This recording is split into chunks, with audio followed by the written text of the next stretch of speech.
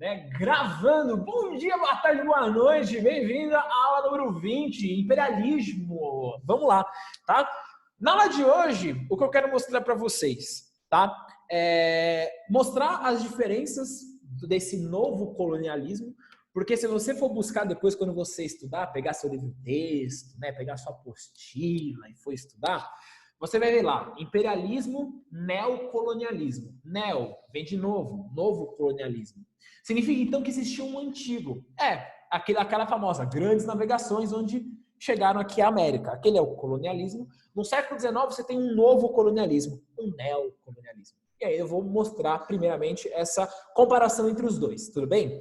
Depois mostrar sobre essa cultura desde sempre de olhar a África como um continente distante, um continente inferior, e não é algo que surge no século XIX, é algo que vem desde a Grécia. Olha essa estrutura, né? De olhar a África como uma coisa distante, inferior. E depois tratar sobre as invasões, esse domínio, como que o europeu dominou aquela região. E eu vou falar de algumas guerras bem rapidamente, que não são tão importantes, mas só para citar. E aí na próxima aula eu falo de uns conflitos que aí caem bastante em vestibular, tudo bem? Beleza? Então bora lá, tá? Imperialismo, primeira parte, aula 20. Isso. Como eu falei para vocês na aula anterior, segunda Revolução Industrial gera o imperialismo, neocolonialismo. Só que, qual que é a diferença? Primeiro, em relação a essa colonização do século XVI e a do século XIX. No século XVI, você tem um protagonista diferente. São duas nações, Portugal e Espanha.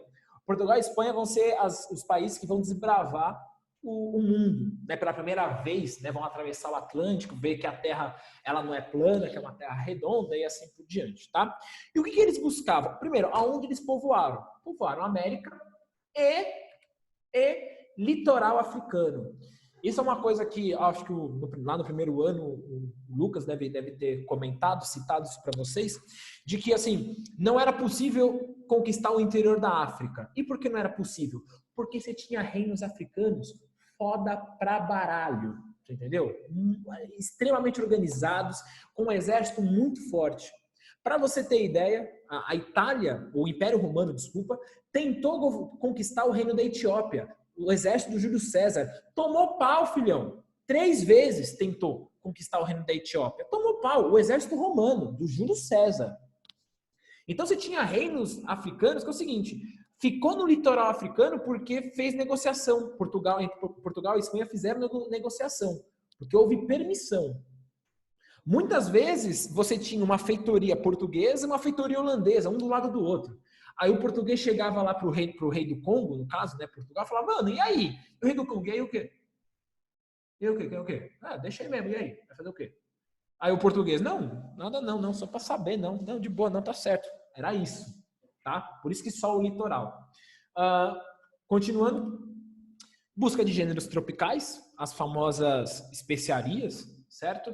Metais preciosos, ouro, prata, mão de obra escrava, para conseguir para plantio de café e cana-de-açúcar no Brasil, em Cuba e nas 13 colônias lá com algodão, e levar a fé aos fiéis, até a expansão da fé católica. E por último, o investimento, né, quem patrocinou esse colonialismo do século XVI foi o próprio Estado, foi o rei, uma liderança do Estado, capital capital estatal, capital público, dinheiro público, mas no caso aqui seria errado, né, que dinheiro é do rei. Mas é isso, o Estado vai ser quem vai organizar, né, o governo que vai organizar essas expedições no século XVI. Essas são as características do século XVI, características básicas que já teve lá no primeiro ano, lá já foi comentado com vocês, tudo bem? E aí, então, eu tenho que falar do século XIX, né, esse neocolonialismo, quais vão ser as diferenças, tá bom? Eu vou mudar de slide. Não sei se já terminou de copiar, se está tirando print, tá? Eu vou mudar, tá bom? Eu vou dar uma enrolada aqui, tá? Enquanto, sei lá, se alguém estiver tirando print ainda. Já tem uma primeira diferença aí em relação ao século XIX com o século XVI. Não vai ser mais Portugal e Espanha. Portugal e Espanha já se enfraqueceram há muito tempo, tá? Quem é que vai liderar? Quem é a grande potência econômica e industrial? Inglaterra. A Inglaterra que vai liderar esse neocolonialismo, esse novo colonialismo, como vai estar agora no próximo slide, tá? Tá lá. A Inglaterra lidera esse novo colonialismo, tá? Que depois, obviamente, toda a Europa vai vir, né? Mas quem é a primeira, né, que vai começar a ter essa motivação de entrar no território africano e asiático também, vai ser a Inglaterra. Bem, já disse o primeiro ponto. O neocolonialismo vai focar na África e na Ásia, né? O neocolonialismo europeu, esse imperialismo europeu. Lembra que a América é para os americanos. O continente americano e a América Central está na mão dos Estados Unidos, certo? Beleza? Por isso que esse imperialismo, esse neocolonialismo europeu vai focar África e Ásia, como eu mostrei para vocês no último slide da aula anterior. Perfeito? Maravilha. O que eles buscavam? Matéria-prima, uma matéria-prima mais barata e mercados consumidores, que iam conseguir consumir esses produtos industrializados, certo? Buscam áreas de investimento, eles não buscam uma colonização. Acho que eu coloquei aqui, não. Eles não buscam, não, nós vamos fazer um governo, nós vamos estruturar esse local. Não quero estruturar nada. Eu quero já me utilizar daquele local do jeito que está, né? E buscar áreas de investimento. Ponto. Não vai ter um governo inglês em cada região. Não. As próprias regiões vão ter o seu próprio governo, representantes locais que vão ter aliança com esses países europeus. Beleza? Certo? Centro para o excedente demográfico. Você tem um aumento populacional gigantesco na Europa. Então, era fundamental mandar esse pessoal para a África, para a Ásia. E isso seriam, vamos dizer, as tropas. Iam representar aí formas de exército, uma mão de obra para o exército britânico, exército francês, exército alemão, para conseguir manter o controle daquela região, certo? Para contribuir, para ajudar a manutenção do governo que apoia a chegada do inglês, do francês e do alemão, certo? E penúltimo, eu vou ter lideranças de empresas privadas, capital privado, beleza? Diferente do século XVI. E aí, como ideologia, para patrocinar essa ida dos europeus até a África e a Ásia, eles têm como missão civilizadora. Como eu falei para você, a ideologia ela faz com que você não enxergue certas coisas da realidade, né? Qualquer tipo de ideologia faz isso. Não à toa que é ideal. Ideologia vem de idealização, né? Algo perfeito. Ora, qual era a ideologia? A ideologia que ia patrocinar essa ida do europeu à África, eu vou civilizar aquele povo. Aquele povo é selvagem, aquele povo ele precisa ser civilizado, ele precisa conhecer o progresso, ele precisa conhecer o que é o melhor. Beleza? É essa propaganda que vai levar, então, muitos europeus até a África. Só que essa ideologia esconde o que está por trás, né? Matéria-prima, mercado consumidor, áreas de investimento e assim por diante. Tudo bem? Beleza? Tá feita aí essa diferenciação e caracterizando, então, esse novo colonialismo do século XIX, esse imperialismo, esse neocolonialismo europeu. Tá?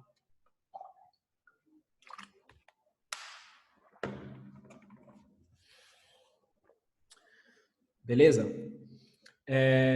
O próximo slide, eu só estou fazendo uma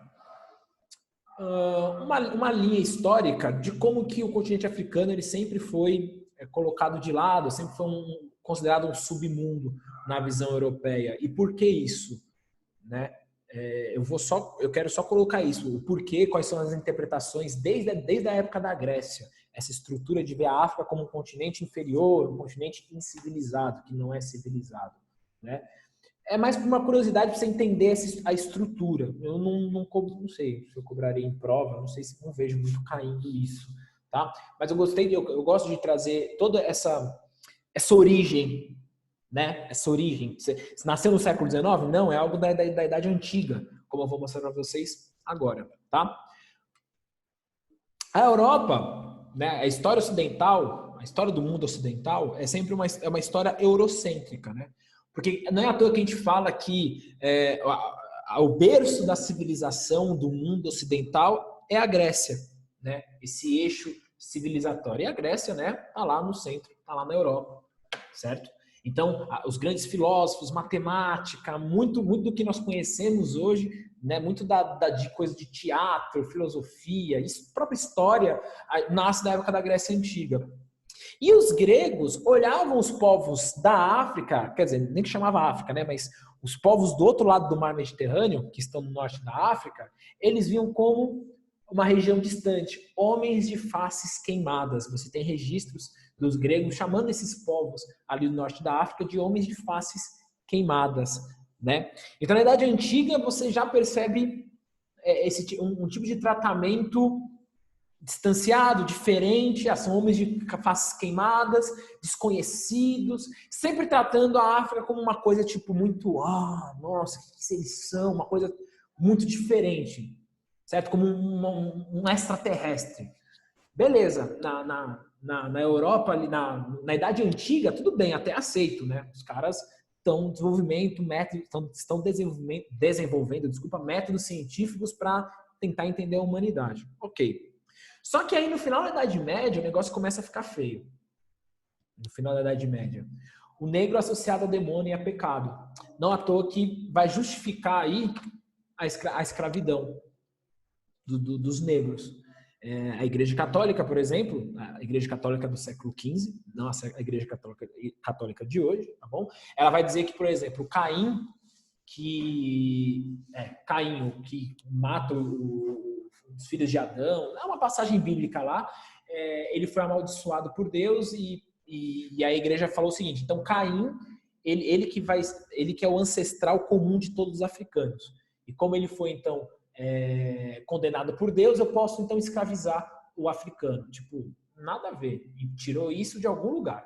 Essa interpretação é totalmente equivocada. Dizer que Caim é dele que vai se originar o povo da África. Não, mas você tem essa justificativa no século XV. Né? Caim e também tem outro, que é o filho de Noé, que viu o Noé pelado e o Noé também amaldiçoou. É Cã e Caim, são dois aí. O Amenadiel? Como? Amenadiel? Eu não ouvi direito, desculpa. O Amenadiel. Eu não sei se é ele, não sei. Mas enfim, que viu o Noé pelado. E aí o Noé foi lá e condenou. Beleza? E a igreja relacionou isso com o negro africano. Beleza? E os asiáticos, né? Aí eu citei aqui os asiáticos. É sempre aquele negócio, uma cultura totalmente distinta, tem aquele fascínio, né? É estranhamento e desconfiança. Mas pelo fato do comércio, né? Da mão de obra africana, né? Escravizada africana, o foco sempre da África ser subjugada, ser inferiorizada. Tudo bem? Na Idade Moderna, para finalizar, a Idade Moderna é ali que vai surgir a lógica da supremacia europeia, que vai começar a surgir. E por que isso vai acontecer? Né? Porque o europeu ali na Idade Moderna, nós desbravamos o mundo. Nós temos a coragem de conquistar novos territórios, novos continentes. É ali que surge a semente do europeu desbravar, do europeu impor a sua cultura a outra civilização. Né? Ali você começa a ter essa ideologia do europeu expansionista, do europeu conquistador, do europeu mostrar para os outros povos qual que é o ideal da vida, qual que é a maneira ideal de viver. Né? Beleza? Então é essa linhagem, essa pequena linha do tempo de como a Europa, os povos europeus tratavam esse povo do exterior, né? Principalmente focando aí o continente africano. Tá? Beleza? É isso. Quis dar uma linha do tempo aí para vocês, só para vocês terem uma noção que as coisas não surgem muito de agora. Cara, é desde a Grécia Antiga, certas coisas, certo tipo de visão. Tá? O próximo slide aí sim. O próximo slide você precisa saber que aí eu vou utilizar muito a aula de biologia, né? Alô, Rogério. Eu preciso falar sobre Charles Darwin. Ele já falou sobre Darwin com vocês, teoria da evolução, lá no primeiro ano, ou esse ano? Ele já falou? Falou já, professor, falou. Maravilha, ótimo, que eu vou precisar desse conhecimento agora para você, tá? Você pode tirar print aí, se quiser, desse slide, que aí eu vou pro famoso darwinismo social, certo? Charles Darwin, ele tinha... Enquanto você está tirando o print aí, eu vou iniciando outro slide. Charles Darwin, ele tinha a teoria da evolução, né? O que ele diz? Que as melhores espécies, aquelas que melhor se adaptaram, sobreviveram. E aí tem um exemplo, vamos mudar de slide. Você tem um exemplo, por exemplo, da girafa, né? O Darwin, ele acreditava que existiam várias girafas de diferentes tamanhos de pescoço. Só sobreviveu a girafa com o pescoço enorme porque ela tinha condições de comer, né? Chegar à altura da árvore. Aquelas que tinham o pescoço menor morreram. Então, essa questão da espécie, né? A espécie que melhor se adaptar, vence. Maravilha. Então, isso aí foi um impacto para a ciência na época, né? A teoria da evolução. Foi um boom, né? E o que acontece? É o momento das ciências exatas, vamos dizer assim, as ciências biológicas, né? A ciência da natureza, né? Vamos utilizar os termos do Enem. Ciências da natureza, assim, ganham o topo da sociedade. Elas ficam acima das ciências humanas. Então, começa a tentar se entender a humanidade através da química, da física, da biologia, de uma maneira meio mecânica. Você pode se utilizar dessas ciências para entender a humanidade, mas se você deixar de lado as ciências humanas e entender a questão da individualidade, a questão da cultura, você se perde. E é isso que aconteceu. O Charles Darwin, ele tem a sua teoria para as espécies animais. Para utilizar para a espécie humana naquele período, é um uso equivocado. Nós somos uma espécie diferente de humanos. Existiram outras espécies humanas que morreram, que não se adaptaram. Nós somos a única espécie humana em todo o planeta Terra. Beleza, ok. Então nós somos essa espécie que chegou no topo. Só que, qual foi o uso equivocado do Charles Darwin? O uso, não do Charles, né? Que os europeus utilizaram da sua teoria. Qual foi o uso equivocado, né? Eu vou justificar a soberania europeia. Porque o meu modo de vida, da técnica, da tecnologia, da ciência, é superior a qualquer outro modo de vida. E é é muito escroto esse tipo de ideia, dizer qual que é a maneira ideal de viver. É você que escolhe, é a sua cidade, é o seu país, a sua nação, sua família escolhe qual é a sua maneira ideal de viver. Cada um se adapta de uma maneira. Se você vive no deserto, no litoral, nas montanhas, no meio urbano, no meio rural, cada um se adapta para poder viver naquilo que acha legal, adequado de viver. Só que não era essa forma de pensar do europeu. Óbvio, eu preciso justificar a minha ida à África, eu preciso ter algum tipo de justificativa. Então, o europeu se utilizou de muitas ideologias para poder justificar a ida à África. E à Ásia também, tá? A identidade do africano foi determinada por traços físicos e biológicos. E não pela sua história e cultura.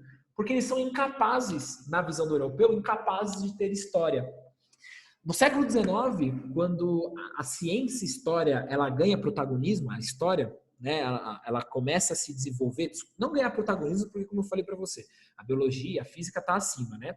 Mas quando a história começa a ter profissionais, historiadores, o que eles acreditavam? Olha, historiador analisa fonte escrita, ponto. Fonte escrita, vou analisar documentos, o que está escrito no documento é verdade. Era dessa forma a análise da história. Quando se encontra povos africanos que não desenvolveram a escrita, mas fonte oral, qual que era a interpretação dos historiadores no século XIX? É um povo sem história, porque não tem escrita. Se relacionava a isso. O povo que tem história desenvolve escrita. Aquele que não tem história, não tem escrita. Por isso, senhoras e senhores, pré-história e história, a linha do tempo. Aí, lá no primeiro ano, o que define o início da história? Surgimento da escrita. E é muito equivocado ter um pré-história. Tipo, como assim antes da história? Os povos pré-históricos, eles não têm história? Eles não têm cultura? Eles não têm nenhum tipo de identidade? Claro que tem. Certo? E você tem povos até hoje que não desenvolveram a escrita, não tiveram necessidade, se organizaram sem escrita. Na visão do europeu, eles não têm história do século XIX, né? Incapazes de governar a si próprios. E aí tem um poema famoso de um cara chamado Kipling. Eu lembro por causa que a marca de estojo muito famosa lá de mochila, Kipling, né? Não sei se tem a ver, mas enfim. Tá lá o poema. Dizendo para o homem branco, tomai o fardo do homem branco, enviai teus melhores filhos, vão, condenem seus filhos ao exílio, tipo, vai lá, condene seu filho a ir para a África, aceite esse fardo branco, Aceita esse fardo do homem branco, né? De ter que ir até a África e de educá-los. Para servirem aos seus cativos, né? Que são os africanos, seus cativos, que estão em cativeiro, para esperar com arreios, com agitadores e selváticos, seus cativos, servos obstinados, metade demônio, metade criança. Esse é um poema extremamente famoso, tá? Que, olha como é a visão do europeu. Olha o fardo que ele se coloca, né? De eu colonizar, de eu neocolonizar a África e a Ásia, tá? Beleza? No próximo slide, quando você está tirando o print aí, você tem uma charge, tá? Uma charge que demonstra muito bem isso, essa questão da soberania do europeu em relação ao estrangeiro, em relação ao africano e ao asiático também, né? Bora lá para o próximo slide. Olha lá. Isso aqui é uma charge de época, tá bom? Do século XIX. Você tem uma mulher com vestido branco escrito civilização, né? Você tem homens do continente africano pedindo, né, por favor, nos salve da barbárie. Olha lá, barbarismo. Nos salve da barbárie. Então, essa era a propaganda. Olha aqui os homens vindo trabalhar, o exército, né, para ocupar essa região, que é a barbárie. Vamos tirar esse povo da barbárie, vamos civilizá-los, né? E aí, o próximo slide, explicar para vocês esse processo de conquista, como que foi feita essa conquista.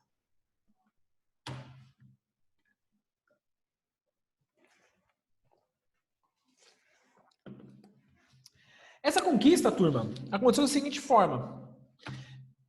Ah, não, isso aqui era depois.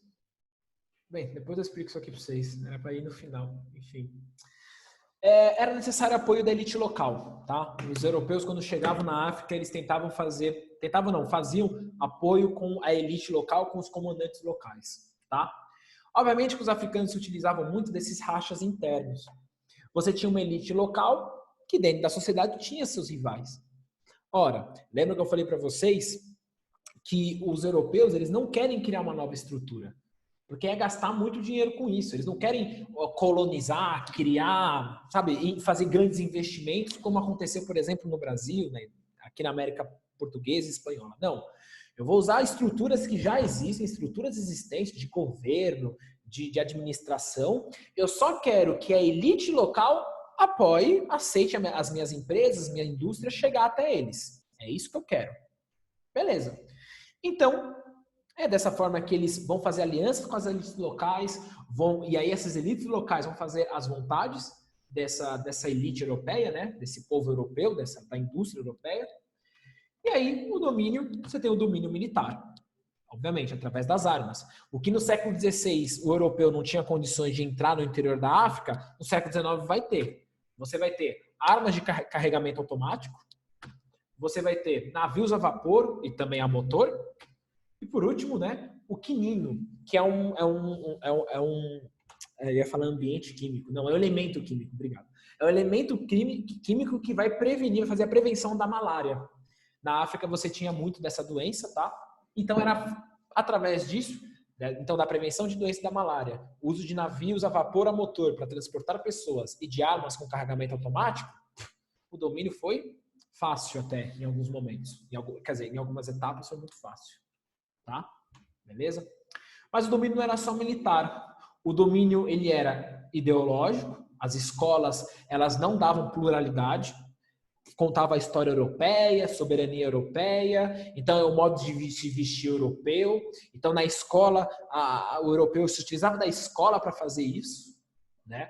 Para criar uma civilização africana subordinada à cultura europeia. E também um domínio cultural. Aí eu peguei a imagem da igreja, né? Um domínio cultural, de aplicar o cristianismo a esses povos, tudo bem? Domínio, então, militar, ideológico e cultural. Tudo bem? Beleza? E aí, o mais importante da aula foi os próximos slides, aí eu quero mostrar para vocês as pequenas conquistas que foi acontecendo, tá? Bem simples de entender. Na verdade, é só citação, né, do que aconteceu. E algumas histórias meio trágicas, assim, que eu quero contar, e eu finalizo a aula. Eu queria saber se alguém tem alguma dúvida nos slides anteriores, porque agora o restante dos slides é só para...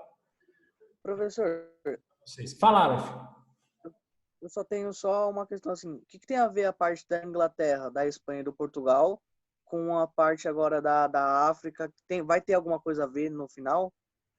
Não, não. O que eu coloquei ali no início, Alaf, foi... Aqui eu estou falando do século XIX, né? O tipo de colonização do século XIX, que é diferente do século XVI.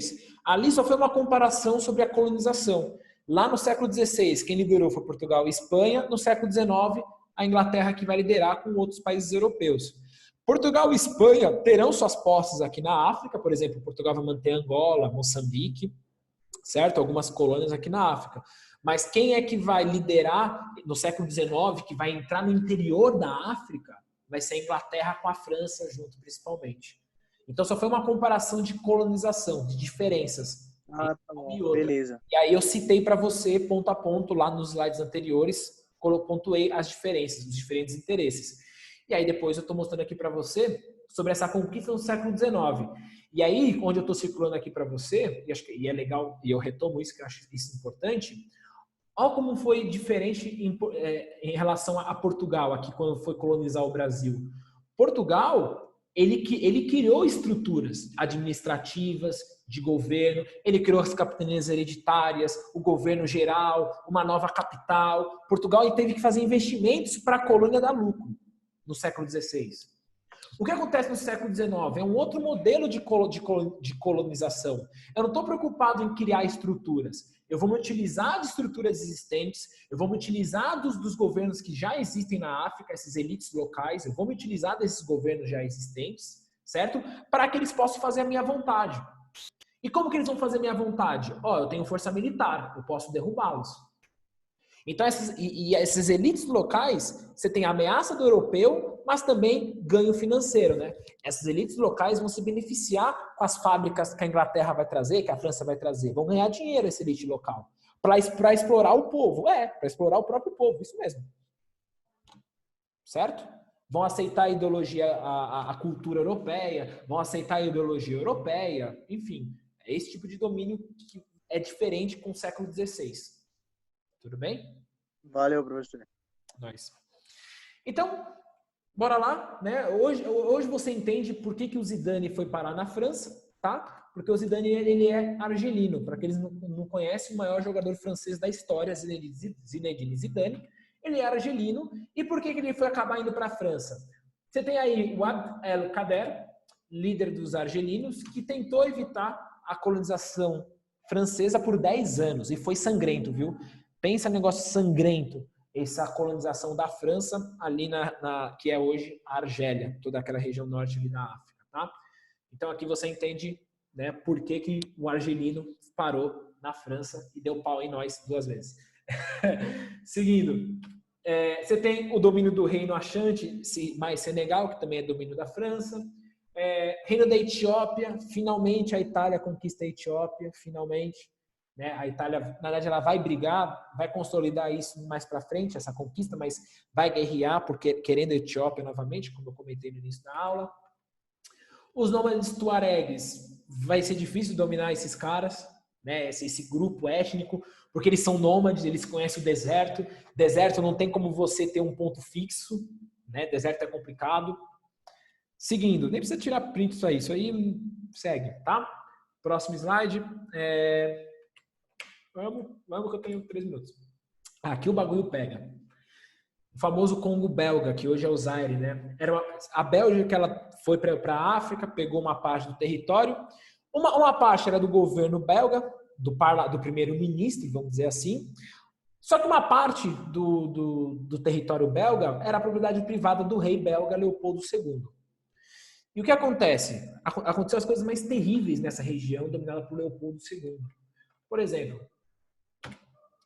fotos aqui do Congo belga, das pessoas com as suas mãos decapitadas. E por que elas foram decapitadas, professor? Porque eles fizeram um levante contra o governo do reino belga, contra o governo do Leopoldo II? Eles desrespeitaram o Leopoldo? Não. Quando eles não atingiam a produção da semana, a quantidade de algodão, por exemplo, que eles tinham que extrair, eles perdiam uma mão. Porque eles não atingiram a cota da semana. Essa era a punição que era dada. Então aí você tem algumas mulheres e homens que perderam a sua mão. E aí a foto mais emblemática é essa aqui. depois de um massacre, né, feito pelo rei belga, um homem ele conseguiu achar partes da sua filha e da sua esposa. Esse aqui é o pé da esposa, esse aqui é a mão da filha. E perceba o olhar dele, né? É o que sobrou da sua mulher e da sua filha. É bem foda. Essa foto é foda. Entendeu? Seguindo só mais dois conflitos, tá? Você teve a famosa... começou a ter resistências coloniais na África, né? A Guerra dos Boeres, na África do Sul. Por que teve essa guerra? Essa guerra teve porque teve a descoberta de diamantes na África do Sul. Mas assim, eles não estavam lá em busca de metais preciosos, né? Eles buscavam o mercado consumidor de matéria-prima. Só que é o seguinte, era diamante, né? Tipo, era uma coisa tipo, pá, plus, né? Mais do que ouro e prata. Então, os ingleses foram ocupar aquela região, tá? Só que você tinha colonos holandeses de etnia boeres, você teve esse conflito, esse embate, vitória inglesa. Tudo bem? Beleza? Próximo mapa, para finalizar a aula, falta 1 minuto. Aqui você tem um mapa de como foi dividido a África através da Conferência de Berlim. Entre 1885 e 87, você tem a divisão da África, ela ficou dessa forma. Perceba, de norte a sul é domínio britânico, de oeste a leste é domínio francês. E percebam que Alemanha e Itália têm as menores posses. Por quê? Porque eles fizeram uma independência, uma unificação tardia, desculpa. Alemanha e Itália se unificaram tardiamente. Nós vimos dessas duas unificações. E aí Alemanha e Itália vão brigar com os outros países europeus para ter posses, territórios na África e na Ásia. Começa aí, senhoras e senhores, o choque entre as nações europeias. Estamos chegando perto da Primeira Guerra Mundial cada vez mais. Beleza? Mas esses conflitos entre os europeus a gente trata na Primeira Guerra, quando a gente falar de Primeira Guerra Mundial. Beleza? Foi. É isso. Tá? Acabou. Bom almoço pra vocês. Falou pra você.